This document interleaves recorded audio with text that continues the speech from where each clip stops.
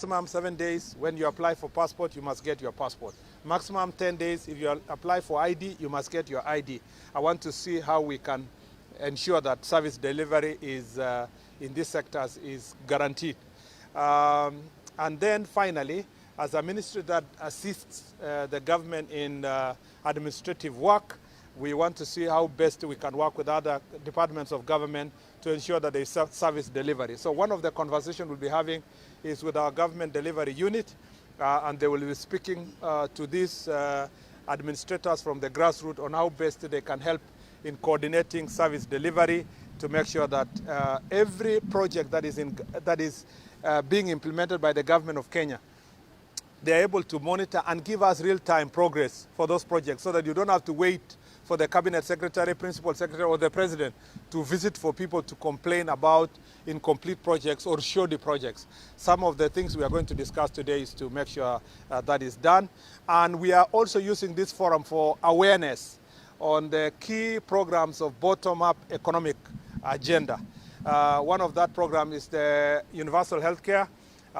One of the presentations we'll be making to the grassroots leaders, particularly our elders from the community and the chiefs and assistant chiefs, is how SHA is working and how best we can make sure that Taifa Care is delivering to the people of Kenya. So it will be an eventful day and 6 days ahead of us. But this is what it is, and this is a practice we have now adopted in this ministry. We will visit the entire 47 counties across the country. We've just started with Coast Region, and I will be working from here. Besides the work that will be related to the 6 counties, I'll continue discharging my national duties from this region for the next 6 days. Yes. Thank you. Regarding border security, yeah. We hear that the chiefs who are abducted in Mandera have been released. Can you comment? Yes, thank you very much. We have very good news that our chiefs that were abducted in Mandera have been released, and they are now in the hands of Kenyan officials, and they will be arriving home anytime soon. This is very good news based on collaborative efforts. As I announced before, that as a government, we decided to work together with the community and to work with the county government of Mandera and the local community, and this process has borne fruit. We will be commenting further in the near future, once our chiefs are within the country, and we'll give you even more updates on the progress and what we are doing. The thing that many Kenyans need to know is that our country is safe because there are men and women who are making great sacrifices. The fact that we don't discuss threats of terrorism and Alshabaab and so forth every day does not mean that our country is not facing constant threat from these elements.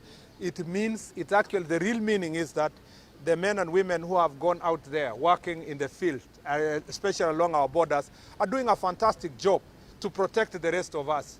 We don't speak about this every day, but it just needs to be known by all Kenyans that we are safe because our police officers, our NPR, our chiefs, our assistant chiefs, and many citizens in the community who are cooperating with the security sector are helping us to keep our country safe. And therefore, we will be making a statement in the next few days in detail on the progress of that issue.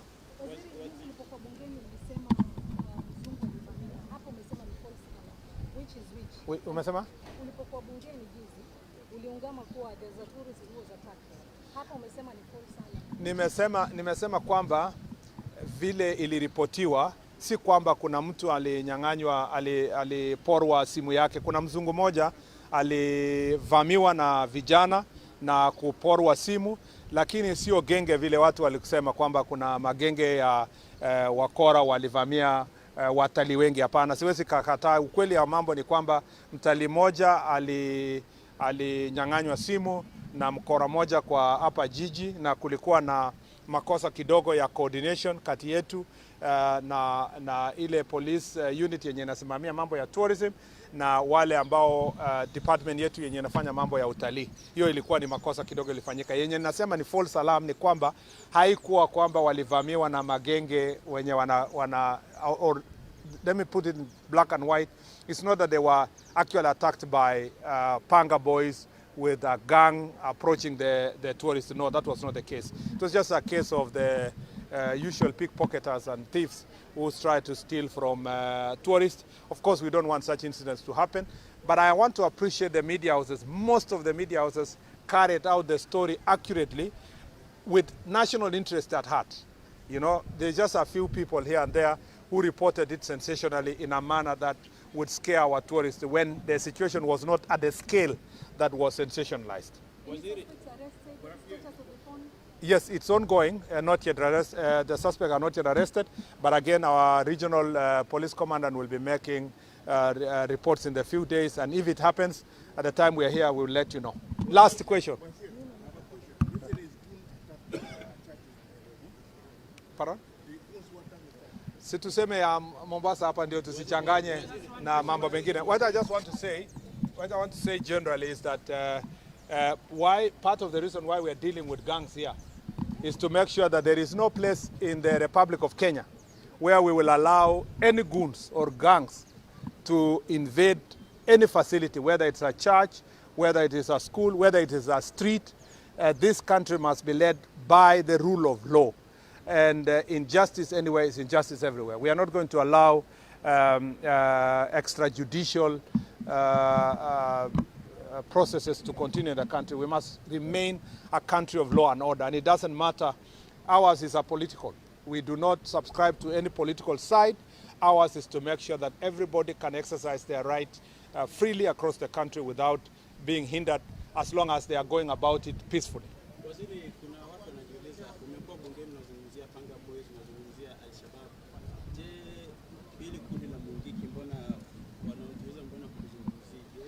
Nilisema, pengine hamkusikia vizuri, tumesema kwamba magenge yote nchini Kenya, ukianzia hapa Panga Boys, na hakuna vile tutawacha mtu yoyote. Tumesema kutoka hapa ile elements ya Mungiki, mambo ya Chingororo, na nilisema hiyo, wengine wanajiita confirm na sijui confirm huko Nakuru, wengine wanajiita huko Kisumu, China Squad Fiesta, na nikumbusha hapa wengine wako Western huko. Nilisema hata kwa bunge mambo ya Matungu na ile kazi tumefanya kuhakikisha kwamba tumetoa magenge yote. And I can assure you as a country, we will dismantle all these gangs, and we want to assure you that where these gangs are attached to political leaders, we will arrest them and we'll make sure that they do not have peace in our country. We want to instead to channel our youth to other government programs, housing, ICT hubs, among other interventions, including some of them to go back to TTIs. And I'm very happy with some county governments, including here in Mombasa, who have given these young people alternative training facilities to and support